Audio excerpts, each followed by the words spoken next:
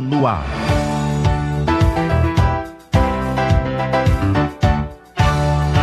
Educar para crescer.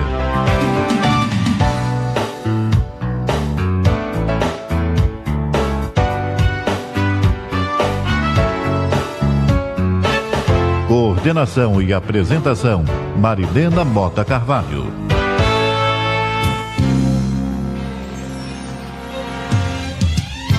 Queridos ouvintes da Rádio Rio de Janeiro, do Facebook, estamos no ar com o nosso Educar para Crescer e quero muito agradecer a todos pelo carinho, pela atenção, não só com o nosso programa Educar para Crescer, mas com toda a Rádio Rio de Janeiro.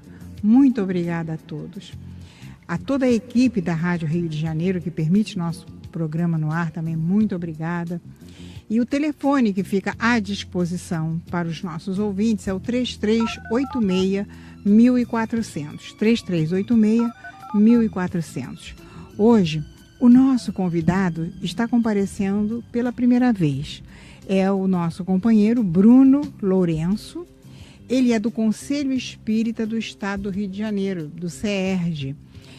Como diretor da área de educação espírita, nós convidamos o Bruno para que ele viesse conversar conosco hoje sobre como trabalhar a mentira com a criança e o jovem. Já que tivemos aí o dia 1º, todo mundo fala que é o dia da mentira, e a gente vê tanta coisa acontecer, e embora eu acho que melhorou bastante. Está havendo uma pequena conscientização de que não se deve passar determinados trotes.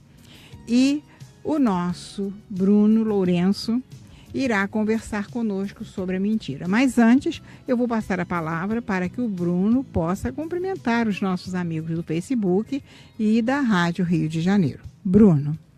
Boa tarde, Marilena. Boa tarde a todos os ouvintes da Rádio Rio de Janeiro e aqueles que nos acompanham pela transmissão via Facebook. É sempre uma alegria imensa estar aqui na rádio, aproveitando a oportunidade para divulgar a mensagem espírita, compartilhar um pouco daquilo que nós temos estudado sobre o espiritismo, e é sempre um prazer mesmo estar aqui com vocês, sobretudo aproveitando dessa ambiência tão fraterna que o ambiente da rádio nos proporciona. Espero que seja uma tarde realmente agradável.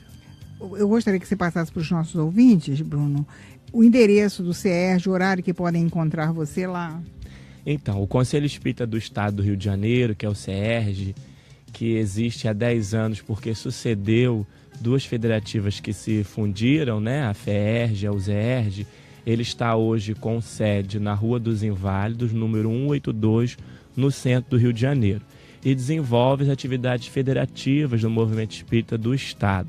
Eu estou lá na federativa a fim de atender as demandas do Movimento Espírita sempre às terças-feiras e quintas-feiras, depois das 4 horas da tarde, e aos finais de semana, porque a agenda de atividades é sempre muito intensa, são muitos eventos, e nós estamos por aí também andando pelo estado do Rio de Janeiro a fim de conhecer o movimento que temporariamente nós estamos com a função de coordenar ou contribuir nesse sentido. Muito bom. Eu já fui da antiga UZERJ muitos anos, né? Trabalhei com a Cássia e com a evangelização da criança, tinha a Darcy com a evangelização do jovem. Foram, assim, anos de muito trabalho, mas extremamente prazeroso para todos nós. Muito bom. Pois é, o prazer de trabalhar é o que tem nos servido de ânimo, né? Para continuar. É verdade, para continuar, né? Bem, vamos então passar, nós retiramos do momento.com.br a mentira. E vamos então passar para os nossos ouvintes para a reflexão do nosso programa de hoje.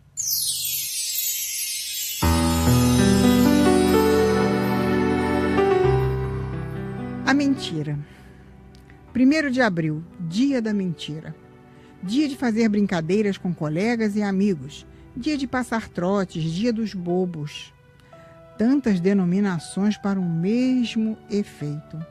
É o dia em que até mesmo pessoas ditas sérias se dão ao prazer de armar pequenas ciladas para expor ao ridículo os que dizem ser seus amigos. O fato não é novo, mas nem por isso deixa de ser desagradável.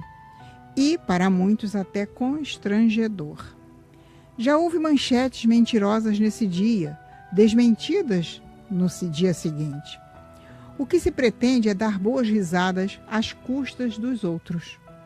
O que não nos damos conta, quando agimos desta forma leviana, é que podemos provocar problemas de saúde em alguém. Quantas pessoas estão atravessando sérias dificuldades financeiras, lutando para pagar suas dívidas e são surpreendidas por um telefonema informando que seu cheque foi devolvido por falta de fundos? Ou existe um título protestado em seu nome? Está no jornal, na lista dos protestos, diz o informante. Outros são surpreendidos com a notícia de que devem comparecer a tal empresa para uma entrevista. Esperançosos, os desempregados se dirigem para o local citado, para descobrirem que perderam tempo e o dinheiro da passagem. Não há nenhum emprego à vista, por vezes nem empresa, o endereço todo é falso. Brincadeiras perigosas, trotes que comprometem. Brinca-se com sentimentos e situações de pessoas, muitas vezes, em desespero. Já paramos para pensar alguma vez o que pode acarretar uma falsa notícia? Boa ou má? E se a pessoa que a recebe sofrer de problemas cardíacos e vier a ter uma dificuldade maior? Quantos sustos em telefonemas a cobrar, em que quem recebe fica com o coração aos saltos, pois naqueles breves segundos da mensagem gravada, que antecede a identificação, 1000 pensamentos passam pela mente. Quem será? O irmão viajando? Terá se acidentado? A mãe doente? Terá piorado seu estado de saúde? A filha que já deveria ter chegado? O que terá acontecido? Desgastes e mais desgastes. Por nada. Tudo brincadeira. Coisa de quem não tem nada mais sério para fazer, nem mais importante. Somos responsáveis por tudo que nos outros provocamos. Não se brinca com sentimentos, apreensões, ansiedades. O envolvido pode não resistir ou lhe podemos provocar séria lesão física ou moral. Ocupemos o nosso tempo com tudo que é construtivo, com o que possa diminuir problemas para os outros. Preocupemo-nos pelo bem-estar do nosso amigo, colega, irmão. Não lhe aumentemos a carga de dificuldades já por si tão pesada. Usemos a nossa palavra para divulgar as coisas boas, alegres, que orientam e felicitam. Usemos o telefone com responsabilidade. É instrumento de auxílio, trabalho, jamais de brincadeiras tolas ou levianas. Bilhetes, cartas e cartões que geram expectativas que jamais se concretizarão não deverão ser por nós escritos. A palavra impressa deve ser conduzida para as boas coisas. Nunca a divulgação da mentira ou do trote. Não busquemos alegrias passageiras, risadas bobas em troca da paz, da tranquilidade e da harmonia de outras pessoas, mesmo que sejam aquelas da nossa mesma idade, do mesmo rol de interesses. Há tantas formas sadias de promover alegria sem se servir de tolices, trotes e brincadeiras de mau gosto. Foi na véspera do dia 1º de abril de 1848 que os fenômenos mediúnicos em uma pequena vila do estado de Nova York se apresentaram de tal forma que chamaram a atenção do mundo. Eram arranhaduras no interior da madeira, pancadas, através das quais um espírito respondia às questões de duas meninas, Kate e Margaret. O vilarejo chamava-se Hydesville, no condado de Rochester. As meninas pertenciam a uma família de sobrenome Fox. E na noite madrugada, em que os fenômenos atingiram o auge, vizinhos e curiosos até eles assistiram. No dia 1º de abril, foram em torno de 350 pessoas presentes. Palavra é talento. Utiliza a tua palavra para produzir alegria, tranquilidade e paz. A palavra nobre sustenta para sempre. Redação do Momento Espírita, em 15/7/2009. Continue participando. Está no ar. Educar para crescer.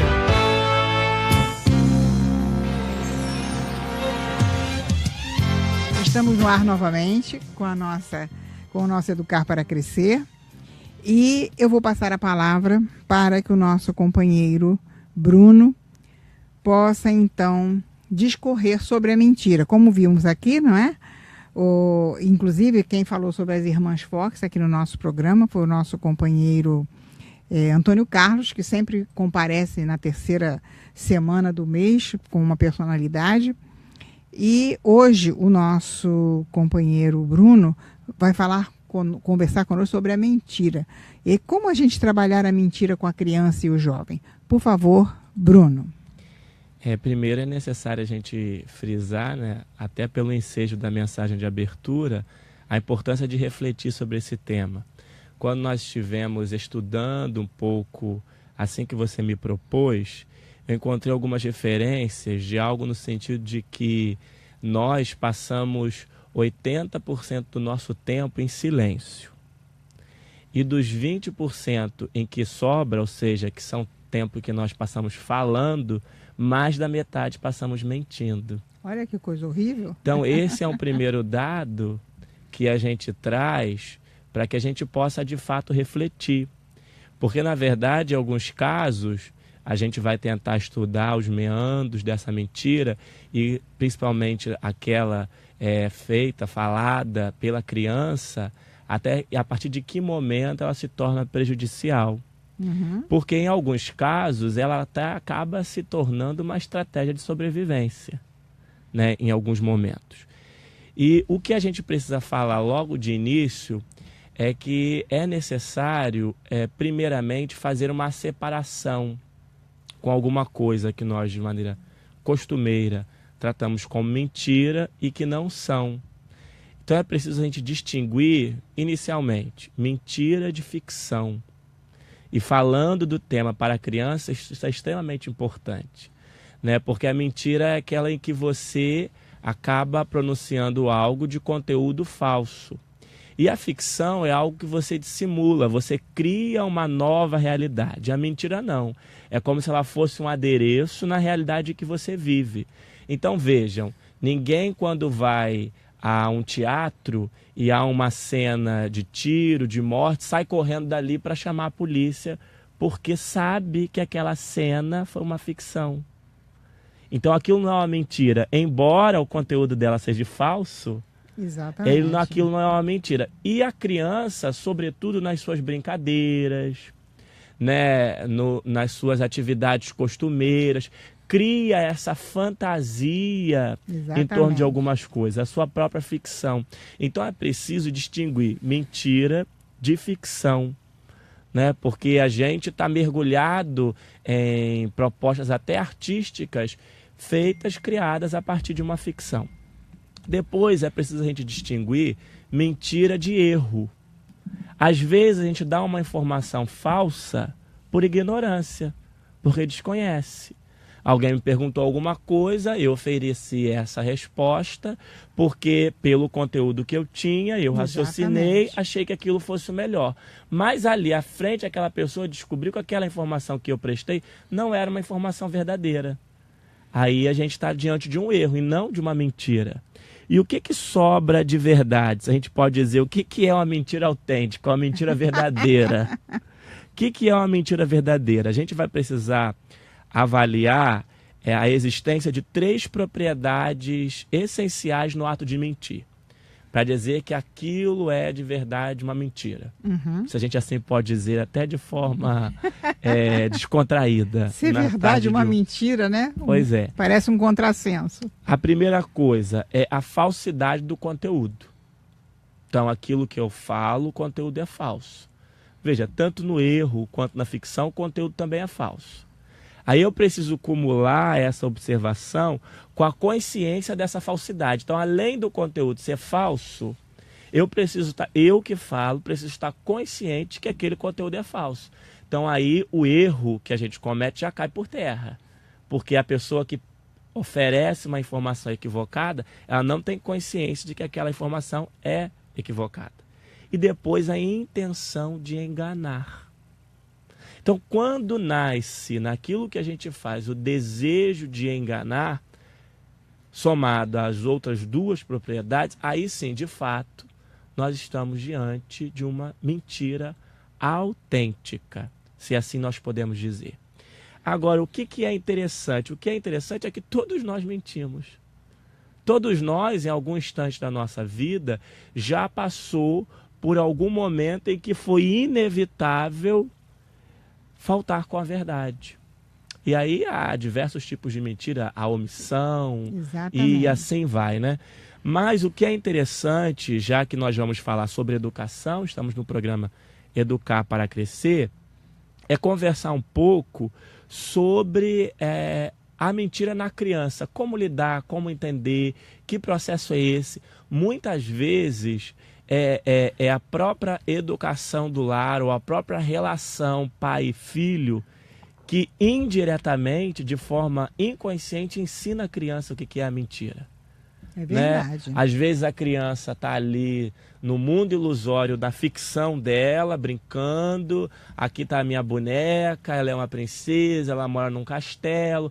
Aí o pai ou a mãe não percebe que a criança está dentro do mundo da fantasia dela, se aproxima e diz, isso é uma mentira. E aí a criança faz a primeira conexão. E acaba que a própria família ensina. Claro que o desejo não é esse, né? Essa não é a intenção. Mas a partir daí, a criança ela começa a raciocinar o que é a mentira. E a gente foi analisando algumas pesquisas para perceber que a partir do momento que a criança vai se tornando mais velha, em geral a partir dos 7 anos de idade, é que ela vai de fato tornando a mentira mais frequente. Porque antes sequer ela sabia o que era mentir. Ela estava muito ali dentro daquela realidade da ficção, da fantasia. Há experimentos, há registros de uma pesquisa na Universidade de Montreal, que está no livro Mentir Todos Mentem, tradução da editora Paulíneas, de uma pesquisa desenvolvida por uma doutora, uma psicóloga, em que ela pega um número de crianças, coloca numa sala, e aí diz assim, olha, aqui dentro dessa caixa tem um brinquedo, mas eu não quero que ninguém mexa. E aí ela diz assim, eu vou ter que me retirar e daqui a pouco eu volto. E ela sai. 90% das crianças, até por conta da curiosidade, mexem naquilo. E quando ela volta e pergunta, mais da metade das crianças não conseguem falar a verdade, não conseguem dizer que olharam quando ela, que mexeram. Que ela questiona. Só que aí o que é interessante para você ver? Ela pergunta o que tinha escondido. As crianças mais novas falam. Embora tenham dito que não olharam, tenham mentido, falam que tinha escondido. Acabam se entregando. Enquanto aquelas que estão com 7 anos, 9 anos, até os 11 anos, que é o que ela usa na pesquisa, já começam a dissimular, né? A falsear a verdade. Há uma outra pesquisa em que ela diz que, nesse caso, tinha uma carta. Nessa mesma pesquisa, ela faz uma pergunta para as crianças, qual é a capital da Turquia, por exemplo, e diz que a resposta está numa carta, e sai. E quando volta naquele mesmo processo de dizer para as crianças que não podem olhar, que não sei o quê. Todo mundo mexeu na carta. Todo mundo mexeu na carta, todo mundo virou. Só que a resposta que estava escrita era até uma resposta errada, e uma palavra difícil até de ser pronunciada, uma palavra em outra língua. E aí as crianças mais novas dão a resposta. E quando ela pergunta como que você sabe disso, ela acaba se dizendo, não sei. E as crianças mais velhas dizem assim, eu vi na televisão. Então, a partir desse momento, é que a gente começa a perceber quando você está saindo do momento da fantasia, do mundo fictício da criança, para um instante em que ela começa a ter que criar outras histórias para justificar aquilo que ela falou. Porque no exemplo da carta, ela utiliza a inteligência dela, para eu aprendi na escola, vi na televisão, quando na verdade ela tinha virado a carta que não podia. Então, ela criou outras coisas, ela criou outra comunicação, outra fala para justificar. Agora, ô Bruno, como é então lidar com a criança? Estamos falando aí da criança, né? Como é lidar com a criança para que ela consiga passar a realidade, para que ela não minta? Primeiro, a gente precisa estabelecer diálogo. Precisa estabelecer diálogo com a criança. Às vezes, a gente acaba criando castigos muito duros para quando as crianças fazem coisas erradas. Às vezes, coisas tão simples no lar, a criança que quebrou alguma coisa, e aí a gente cria castigos muito duros quando ela diz que foi ela, e ela passa a pensar, bem, será que vale a pena, né? E aí ela faz uma outra arte perigosa e aí não vai falar por conta do castigo que porque recebeu. Na fase, e a gente vai ler literatura espírita, vai saber que educar é uma missão. É uma responsabilidade. E o Evangelho segundo o Espiritismo, no capítulo 14, se não falha a memória, tem um trecho muito interessante que diz que já na fase pequena, na fase da infância, a criança demonstra os seus maus e os seus bons pendores. E cabe ao pai e à mãe estudá-los. Então, quando eu estou na fase infantil e vejo meu filho fazer uma arte, e eu acabo valorizando demais aquele momento e estabelecendo uma punição muito severa, eu estou ensinando a ele indiretamente que falar a verdade não é tão bom assim. Então a primeira coisa é o diálogo, é a conversa e falar sempre com a criança acerca das consequências do ato de mentir. Às vezes aconteceu alguma coisa errada que ela vai dizer, foi meu irmão, não fui eu, foi meu irmão. Então é preciso dialogar sobre as consequências do ato de mentir. Eu acho que esse é o primeiro passo. Exatamente, é o diálogo com a criança, não é? Estar junto, é o estar junto, né? Observando e contribuindo para que ela consiga falar aquilo que ela fez, que às vezes tem uma grande dificuldade de falar, e na medida em que ela vai crescendo, parece que vai realmente, como você disse, vai piorando, né? Nós estamos aqui na Rádio Rio de Janeiro com o pessoal da rádio, os ouvintes da rádio, e com o pessoal do Facebook. O telefone à disposição é o 3386-1400. O nosso convidado é o Bruno Lourenço, que é do CERJ, que está hoje aqui conosco conversando sobre como trabalhar a mentira com a criança e o jovem. Você falou da criança, né? E como é quando o jovem é muito mentiroso? Porque a gente está num mundo hoje em dia, não é? Com tantos apelos, e as drogas têm preocupado muito de forma geral a todos. Como lidar com o jovem para que ele seja verdadeiro, para que ele não minta? Pois é, aí a gente vai lembrar da codificação mais uma vez, para refletir sobre a importância do momento da infância. Porque se a gente não consegue, nesse período, estabelecer com a nossa criança, com o nosso filho, uma relação de intimidade, sobretudo pelo exemplo. Exatamente. Porque muitas vezes somos nós que ensejamos a criança a mentir. Tocou o telefone, é do banco. Aí o pai diz para o filho assim, atende e diz que eu não estou aí. Exatamente. Então a gente acaba oferecendo estímulos para criar essa criança que na idade inicial acaba desenvolvendo ali a sua fala, por conta de estar na sua fantasia, se torne um adolescente que vai se utilizar do subterfúgio da mentira para se livrar das situações que eles... Ou seja, Bruno, não tem essa de dizer que é uma mentira boa, né? Que não existe mentira boa. Que eu já escutei isso. Não, é uma mentirinha boa, é necessária. Não falei mentira, não. Eu omiti. Existem mentiras sem consequências do ponto de vista daquilo que se fala, ruins. Mas para o processo de educação, ela sempre será ruim, por estar acabando estimulando a se criar um ser que vai sempre se utilizar e vai fazer parte dessas estatísticas aí, que 80% daquilo que sobra, que a gente está falando, mais da metade são mentiras. Exato. Eu vou deixar para o segundo momento do programa um caso, porque agora chegou a hora do nosso intervalinho, então daqui a pouquinho a gente volta. Continue participando, está no ar. Educar para crescer.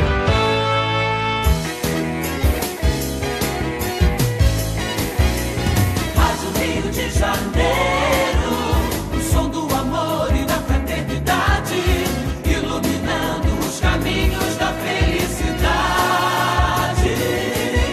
Estamos no ar, trazendo mensagens de luz. Rádio Rio de Janeiro, a rádio que faz a sua vida mais feliz. Rádio Rio de Janeiro, o som do amor e da fraternidade, iluminando os caminhos da felicidade. Iluminando os caminhos da felicidade. Novo ensino médio. Quem conhece, aprova. Eu quero fazer jornalismo. Eu quero ser professora, é o que eu amo. Eu quero um curso técnico para já poder trabalhar. Agora, com o novo ensino médio, você tem mais liberdade para escolher o seu futuro, de acordo com a sua vocação. Quem conhece o novo ensino médio, aprova. Já é assim com 72% dos brasileiros, segundo pesquisa do Ibope. Acesse mec.gov.br e saiba mais. Ministério da Educação, Governo Federal, Ordem e Progresso. Atenção, ouvinte da Rádio Rio de Janeiro. Você que ainda não atualizou seus dados cadastrais como participante e mantenedor do Clube da Fraternidade, precisamos fazer uma atualização.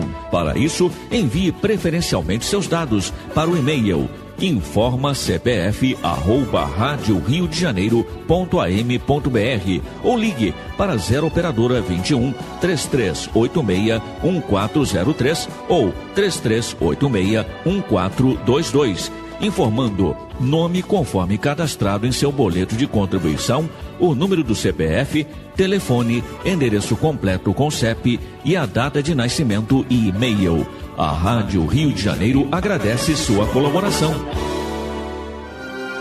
Você pode ser vencedor de si mesmo e do mundo. Nunca desista de viver. Campanha pela vida contra o suicídio.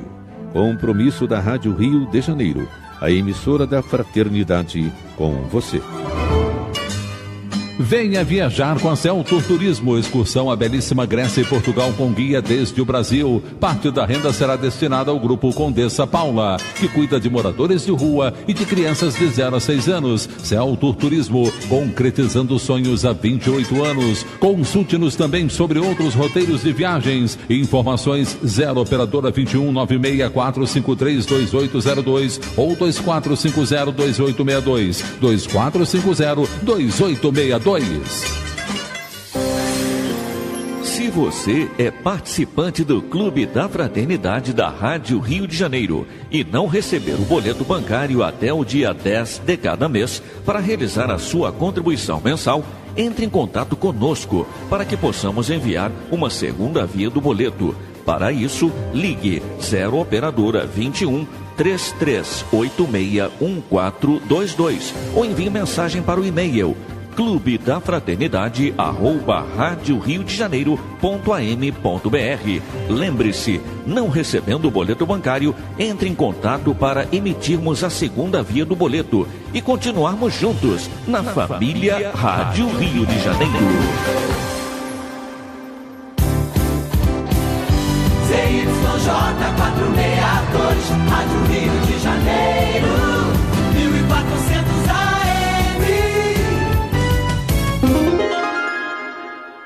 13h29. Voltamos a apresentar Educar para Crescer. Coordenação e apresentação, Marilena Mota Carvalho.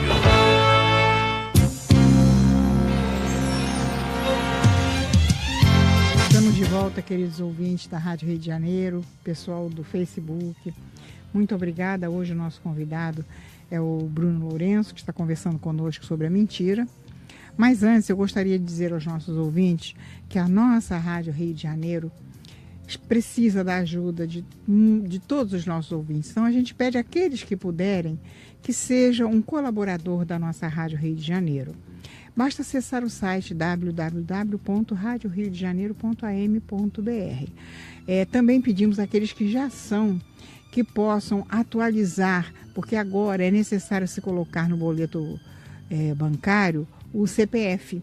Então, aqueles que não têm o CPF no boleto bancário, por gentileza, para que possam recebê-lo, é preciso que dê uma ligadinha para a rádio para passar o seu CPF.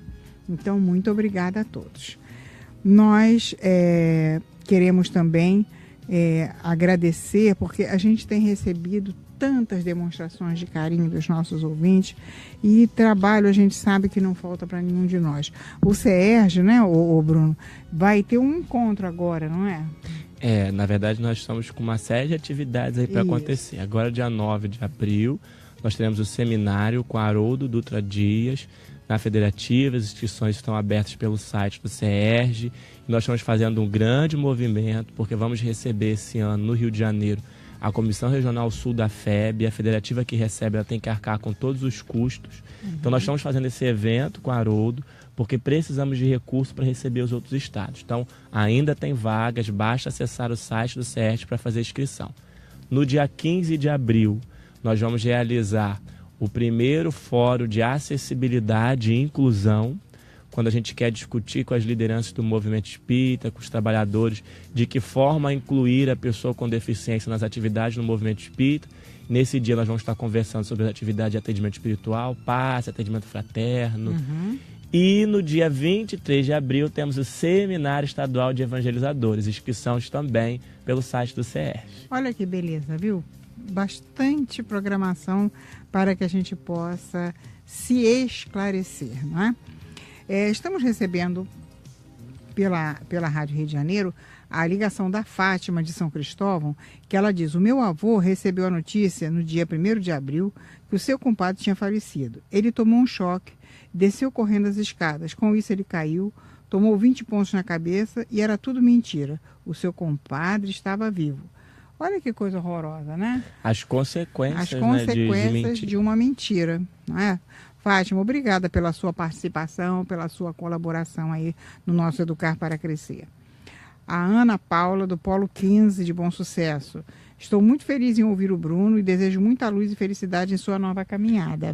Minha colega lá de Comércio, Polo 15 de Comércio. Um abraço, Ana Paula. Um grande beijo para Marilena, Bruno e todos da rádio. Obrigada, Ana Paula, que Deus te abençoe. Já que nós estamos nesse momento, eu posso ser audacioso. Tem uma colega, uma companheira também de Movimento Espírita, que está nos assistindo pelo Facebook lá da França. E me mandou mensagem aqui, Liliane Franco. Obrigada aí pela sua audiência, por estar acompanhando a gente. Muito obrigada também, eu também agradeço muito. Hoje estamos falando da mentira e nesse segundo momento, não é, Bruno?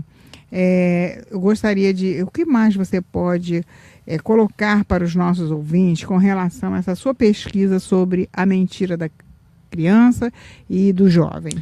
Então, eu acho que é importante a gente discutir quando que a criança, porque estamos sempre falando do processo de educação, acho que a proposta é essa, né? Sobretudo da responsabilidade dos pais. E há uma pesquisa muito interessante que diz que em torno dos 4 anos de idade é que as crianças começam a identificar que o responsável, o adulto, está sendo mentiroso nesse ou naquele momento. E eles cobram em cima. Porque como que a gente observa, às vezes, quem tem um pouco mais de sensibilidade, quando o outro está sendo mentiroso? Porque muitas vezes aquilo que a gente fala destoa da nossa expressão facial, do nosso olhar, né? Não é à toa que a literatura diz que os olhos são a janela da alma. Então, muitas vezes, você consegue identificar a mãe, olha para o filho e consegue, não, ele está falando uma coisa, mas o olhar dele está dizendo outra. E quando é que a criança consegue observar isso nos pais? Então, tem uma pesquisa da Universidade de Toronto em que a psicóloga ela juntou 97 crianças de 3 a 5 anos. E uma atriz num vídeo... 97 crianças de 3 a 5 anos. E uma atriz num vídeo escondia... Haviam 3 xícaras e a atriz escondia debaixo de uma xícara um brinquedo. E dizia para as crianças assim: eu não sei aonde está o brinquedo, mas apontava para uma das xícaras com o olhar, da primeira vez. Na segunda vez, ela dizia, eu não sei aonde está o brinquedo. E apontava com o dedo aonde estava. Na terceira tentativa, as crianças sabiam onde estava o brinquedo, porque era possível, ela não misturava de modo das crianças não identificarem. Então as crianças sabiam onde estava. Na última etapa, ela colocava o brinquedo debaixo de uma xícara, com a mão ela sinalizava que estava ali, e com o olhar, ela sinalizava para outra xícara. As crianças mais novas não percebiam a dica dela no olhar. Mas aquelas a partir dos 4 anos de idade já conseguiam se desfazer da indicação que ela fazia com a mão e acompanhar a leitura, perceber na leitura visual a dica que ela oferecia. Então, com 4 anos, o que a pesquisa mostrou? Que com 4 anos de idade a criança consegue identificar, sobretudo no adulto, nos pais, quando é que eles estão falando a verdade e quando estão mentindo. Por quê? Porque o seu olhar, a sua expressão facial vai contra aquilo que ele textualmente está dizendo. Exatamente. E aí a gente pensa, o que estamos dando de exemplo para as nossas crianças no lar? Né? Então, é bom mentir? Não é bom mentir. Não é bom mentir. Já acabamos de ouvir aí o relato de um ouvinte de uma consequência exatamente. drástica. Olha, tem uma outra aqui, a Neide da Penha Circular. Quando eu tinha 6 anos, a máquina de costura da minha mãe, que estava em cima de um móvel muito bonito, apareceu riscado. Ela veio logo em cima de mim perguntando se tinha sido eu. Mesmo eu negando, pois realmente não tinha sido eu, e sim minha irmã mais nova. Eu apanhei assim mesmo. A mentira não vale a pena.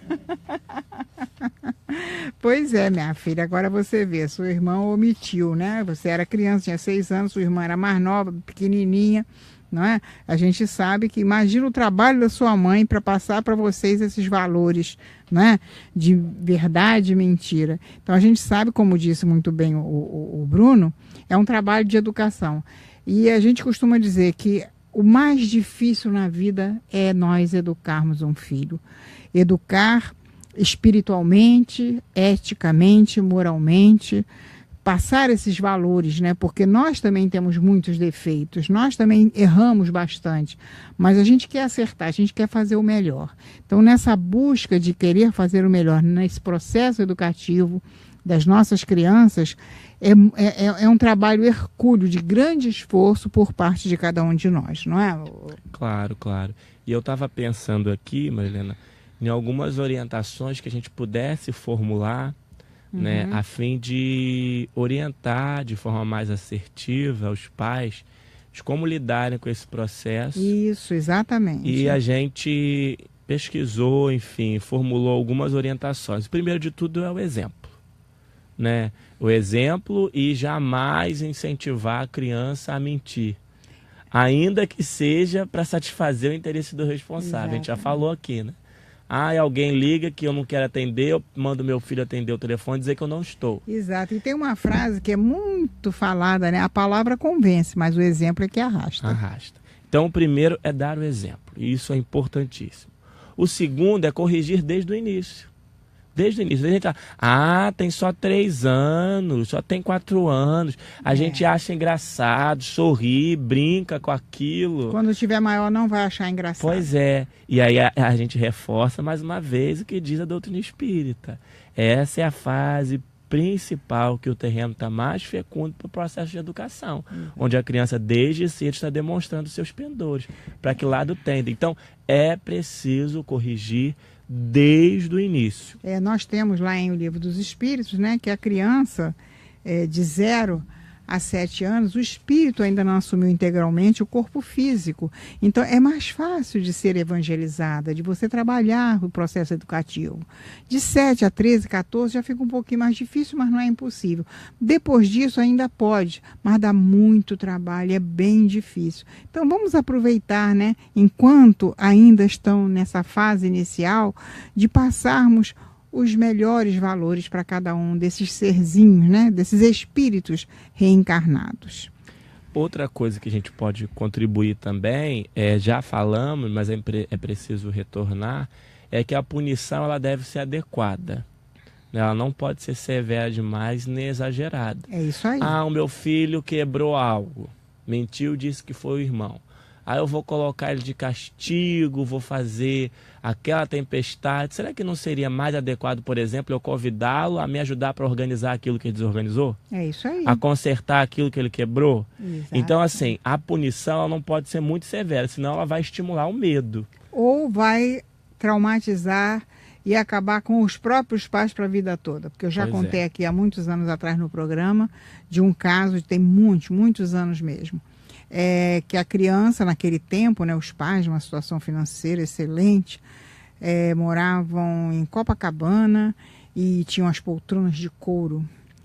E quando eles viram, a criança estava com uma gilete, naquele tempo se usava gilete, e a criança tinha cortado o sofá de couro todinho. E eles, na ira, porque deve ter custado muito caro, né, bateram muito na mãozinha da criança para que ela não fizesse mais aquilo. Essa criança chorou a noite inteira e, como não parasse de chorar, no dia seguinte eles levaram a criança ao médico, ao hospital, e ela perdeu a mãozinha. E eles nunca mais se perdoaram por aquele ato. Então, isso é um fato verídico.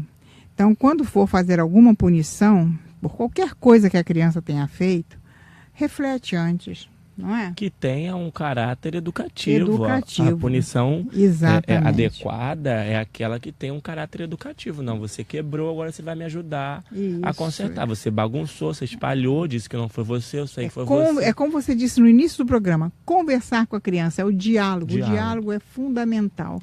Olha, o Celso do Meyer diz assim, como trabalhar a mentira, Papai Noel, já que esse substitui Jesus e por trás está embutida a questão do consumo. Papai Noel não substitui Jesus de maneira nenhuma, né? Mas tem muitas pessoas que falam do Papai Noel e esquecem de Jesus. Então, como diz o Celso, como trabalhar essa mentira de Papai Noel? Pois é, mais uma vez a gente vai lembrar da grande tarefa de educar. Eu acho que você hoje no mundo, sobretudo na sociedade tão tecnológica, onde por mais que a gente não queira levar informações, as nossas crianças são visitadas por essas informações, você não pode simplesmente, do nada, desfazer algumas fantasias que a criança tem. Elas até fazem parte do processo de educação. Agora, se o mundo fala do Papai Noel como símbolo do Natal, cabe ao evangelizador, aos pais, falar de Jesus como verdadeiro sentido do Natal. É isso aí. É preciso estimular as crenças verdadeiras. Agora, você não pode, senão a gente também vai... Todos nós já passamos pelo mundo da fantasia quando fomos crianças. Já tivemos o nosso amigo imaginário, que algumas vezes nem é imaginário, o Espírito também explica.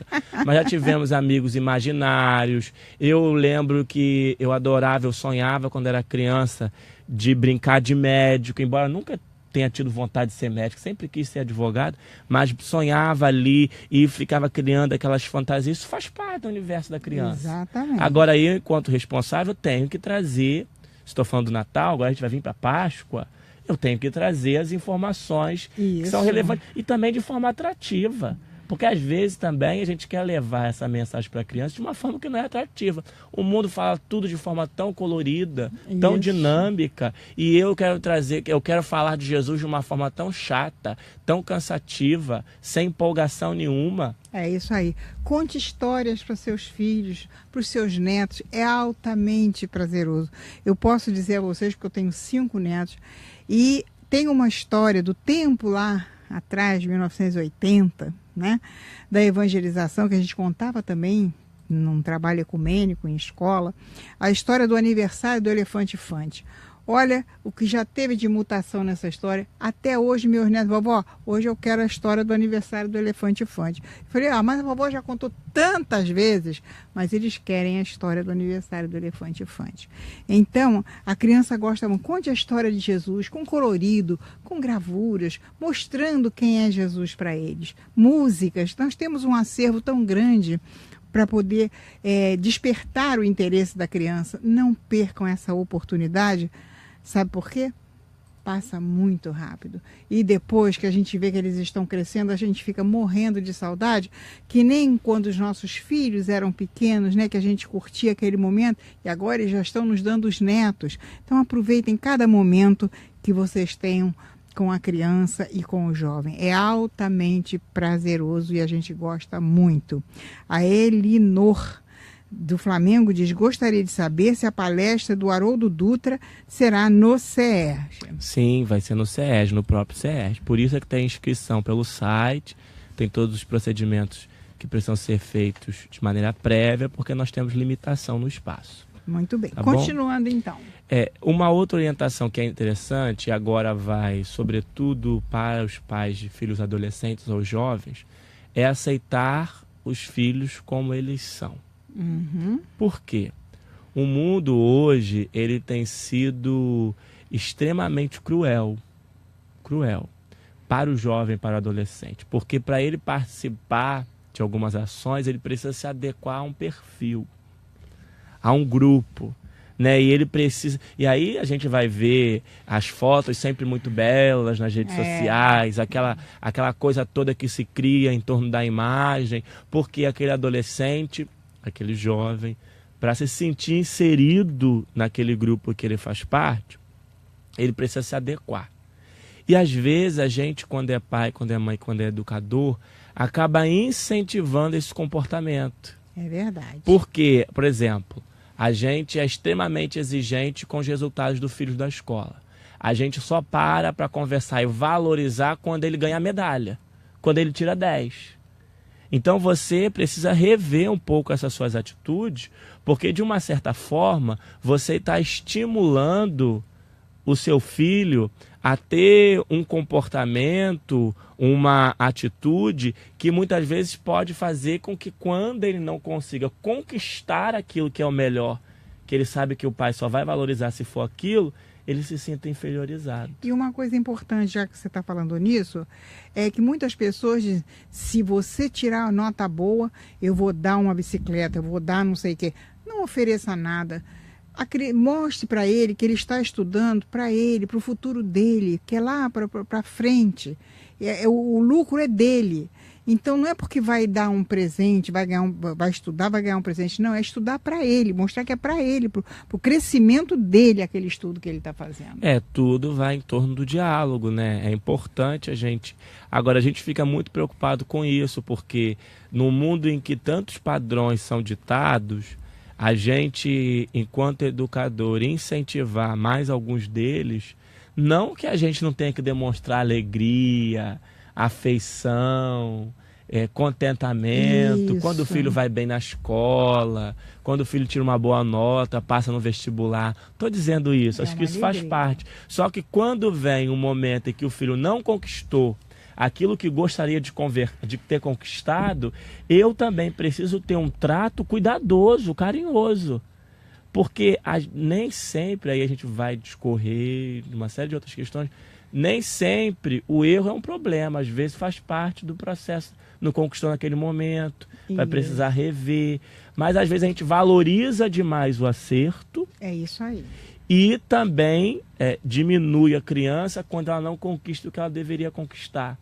E aí a gente pode... Isso pode, inclusive, criar um trauma muito sério na criança. Pois é, uma patologia psicológica. Você pode incentivar aquela criança a criar, então, histórias de sucesso, quando ela não conquista. Ou, por outro lado, você pode incentivá-la a se sentir inferiorizado. Porque o meu pai gosta do meu irmão, porque o meu irmão tira boas notas. Não gosta de mim porque eu não consigo aprender. E aí você vai ver que às vezes uma criança que não é bom na literatura, na matemática, tem um dom extraordinário para o teatro. Tem um dom incrível para a música. Cada um tem o seu potencial, o seu valor. Infelizmente, a estrutura de ensino que nós temos hoje, ela é muitas vezes traumática, né? Ela cria valores unicamente em cima daquela formação tradicional acadêmica. Quando às vezes o indivíduo... Eu tenho uma amiga que ela é professora, mas hoje ela trabalha na justiça. E o filho dela tem muita dificuldade na escola, mas é um excelente esportista. Olha que interessante. E às vezes a gente projeta a nossa necessidade, projeta as nossas intenções no desejo de que o filho fosse um excelente acadêmico, quando deveria incentivá-lo aquilo que ele traz aptidão. Olha, eu conheço uma história verídica. O pai teve 3 filhos, né? E aí os filhos, ele disse que um ia ser médico, o outro ia ser engenheiro, o outro ia ser advogado. Um foi médico, o outro foi engenheiro. E o que foi advogado queria ser músico. Aí o pai dizia, não, você vai ser advogado. E aí ele estudou, se formou advogado. No dia que ele recebeu o canudo, ele entregou para o pai e disse, agora eu vou ser músico. E é um excelente músico até hoje. Pois é. Então ele perdeu anos, né, que ele poderia aperfeiçoar lá o estudo dele de música, né? Mas ele não queria desagradar o pai, aquele regime de educação antigo, aquela coisa exigente, né? E ele se realizou. Olha, a Ângela de Fragoso, Magé, estou muito feliz em ouvir o querido Bruno. Ensino os meus netos que o dia da mentira não existe. Um beijo para a Marilene e para o Bruno Lourenço, que tenho como um filhão. Ah, a Ângela é outra querida, Ângela. Também lá de Magé, do Grupo Espírita Joana d'Arc, onde eu tenho frequentado lá as reuniões públicas às segundas-feiras. Beijão, Ângela. Só que a gente só tem agora 4 minutinhos de programa e eu gostaria então que você fizesse as suas considerações finais com relação ao nosso tema de hoje, a mentira. Então eu vou completar aqui com a última orientação acerca do tema, que é os pais ou os educadores encorajarem, incentivarem os filhos a se arrependerem. Acho que a gente precisa trabalhar com isso, mostrar à criança, ao jovem, que a verdade ela é muito mais libertadora. Quem cria uma mentira acaba se tornando escravo dela, às vezes por uma existência inteira. E tem perna curta, como diz no texto, né?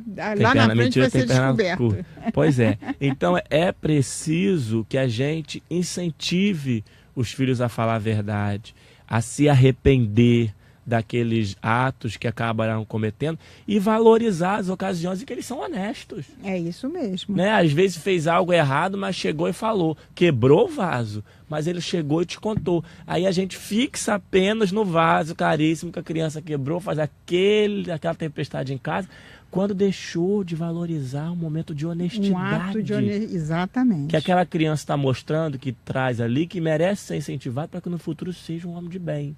Então é preciso que a gente encoraje as crianças a se arrependerem. No mais, Marilena, eu acho que tudo gira sempre em torno, e aí por isso é incrível a proposta do seu programa, conversar sobre todos os temas, sobre a perspectiva da educação. Né? Eu acho que Kardec é muito sábio em O Livro dos Espíritos quando apresenta a educação como algo capaz de solucionar todos os nossos problemas, incluindo até as crises econômicas que nós vivemos hoje. Então a gente que tem por missão, né, como o Livro dos Espíritos bem nos esclarece, educar, precisamos refletir muito nisso. E eu quero finalizar com uma frase de Emmanuel no livro O Consolador, na questão 110, quando ele, respondendo uma pergunta, diz assim: o lar ainda, ou melhor, a melhor escola, corrigindo, né, ele diz assim, a melhor escola ainda é o lar. Isso aí é muito bem lembrado, Bruno, porque a gente sabe que a melhor escola ainda é o lar. É lá que a criança tem as suas primeiras orientações. E quando ela vai para a escola normal lá, ela tem que ter a base.